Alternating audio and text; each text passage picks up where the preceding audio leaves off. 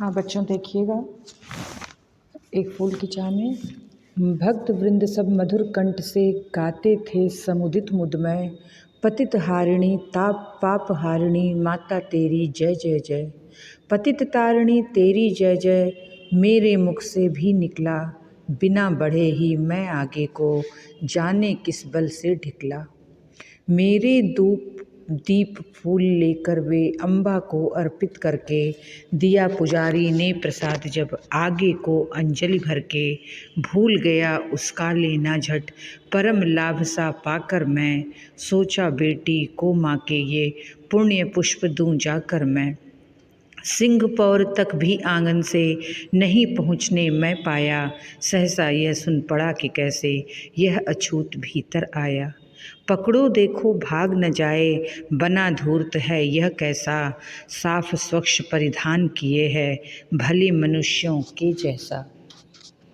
पापी ने मंदिर में घुसकर किया अनर्थ बड़ा भारी, कलुषित कर दी है मंदिर की चिरकालिक शुचिता सारी। ऐ क्या ये मेरा कलुष बड़ा है देवी की गरिमा से भी, किसी बात में हूँ मैं आगे माता की महिमा से मैं। माँ के भक्त हुए तुम कैसे करके यह विचार खोटा, माँ के सन्मुख ही माँ का तुम गौरव करते हो छोटा। कुछ न सुना भक्तों ने झट से मुझे घेर कर पकड़ लिया, मार मार कर मुख के घूंसे धम से नीचे गिरा दिया। मेरे हाथों से प्रसाद भी बिखर गया हा सबका सब, हाय अभागी बेटी तुझ तक कैसे पहुँच सके अब यह। अंतिम बार गोद में बेटी तुझको ले न सका मैं हा, एक फूल माँ के प्रसाद को तुझको दे न सका मैं हा। तो बच्चों यहाँ पर सुखिया का पिता वर्णन कर रहा है कि भक्त वृंद सब मधुर कंठ से, जो भी उस मंदिर के भक्त लोग थे, ये मधुर कंठ से सभक्ति मतलब भक्तिमय होकर कह रहे हैं ज़ोर से शब्दों में कि पतित तारिणी पाप हारिणी, पापों को तारने वाली पापों को हरने वाली हे माता तेरी जय जय हो। पतित तारिणी तेरी जय जय, पापों को हरने वाली माँ तुम्हारी जय हो। मेरे मुख से भी निकला बिना बढ़े ही मैं आगे को, और मेरे भी मुख से यही जयकारा माँ का निकला बिना बढ़े ही, मैं अपनी जगह पर ही रहा और माँ के भक्तगणों के इसी स्वर में भी मिलाकर यही बोलता रहा। जाने किस बल से ढिकला, और उस भीड़ में मैं लोगों के बल से आगे की ओर बढ़ता हुआ चला गया। मेरे दीप फूल लेकर वे अम्बा को अर्पित करके, और पुजारी ने मेरे हाथों से दीप और फूल लेकर अम्बा को माता को अर्पित कर दिया।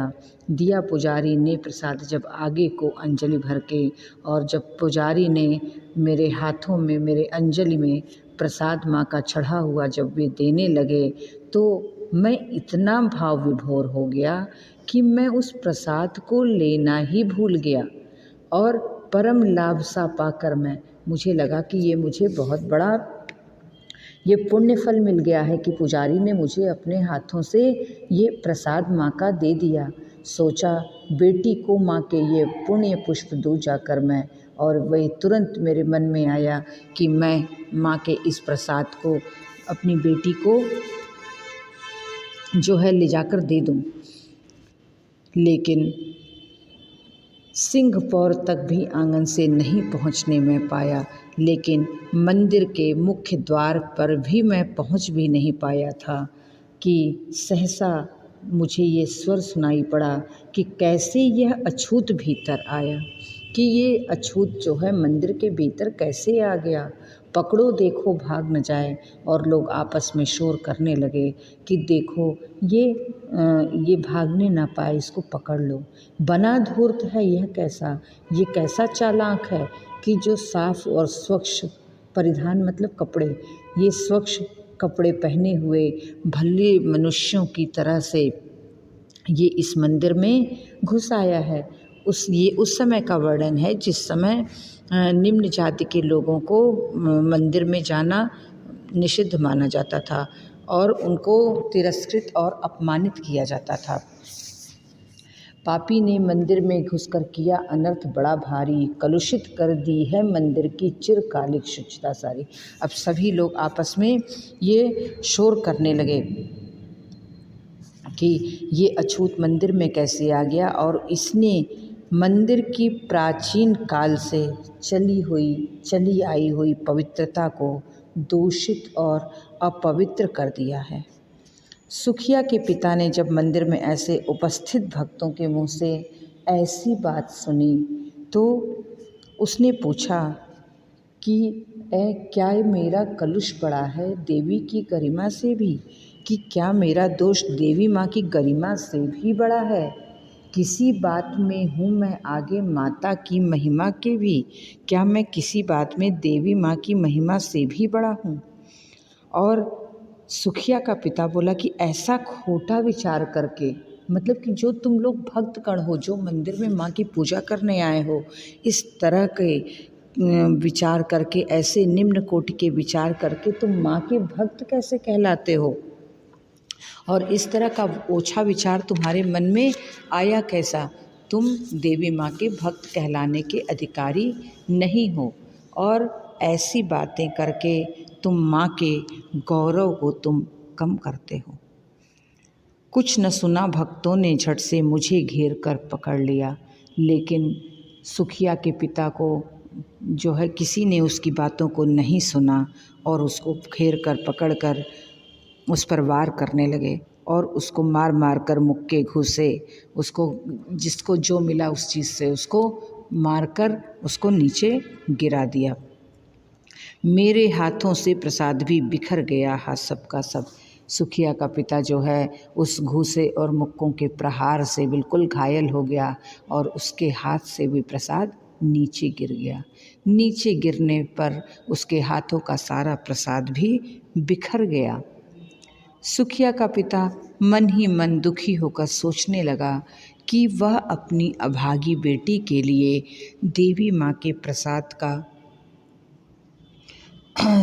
एक फूल भी न ले जा सका और वो बहुत ही ज़्यादा दुखी और अफसोस में हो गया और वह व्यथित होकर मन ही मन कहने लगा कि हे बेटी, अब यह प्रसाद तुझ तक नहीं पहुंच सकेगा। मैं अंतिम बार तुझे अपनी गोद में भी नहीं ले सका और तेरी अंतिम इच्छा भी पूरी न कर सका। देवी माँ के प्रसाद के फूल भी लाकर मैं नहीं दे सका।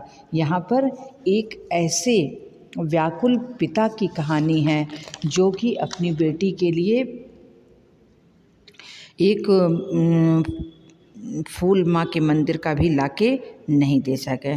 तो बच्चों, इस कविता में एक फूल की चाह कविता में गुप्त जी ने, मैथिली सियाराम शरण गुप्त जी ने समाज के अछूत माने जाने वाली उस सुखिया के पिता की व्यथा का चित्रण किया है, जो अपनी बीमार लड़की की इच्छानुसार देवी के मंदिर में एक फूल लाने पहुंच जाता है, लेकिन वहां पहुंचकर जब वो प्रसाद चढ़ाता है और जब वो पुजारी उसको प्रसाद स्वरूप उसको प्रसाद देते हैं तो तभी मंदिर के सभी लोग उसे पहचान जाते हैं और उसको बहुत ही धृष्टता से उसे पीटने लगते हैं और उसके हाथों से वो फूल गिर गया।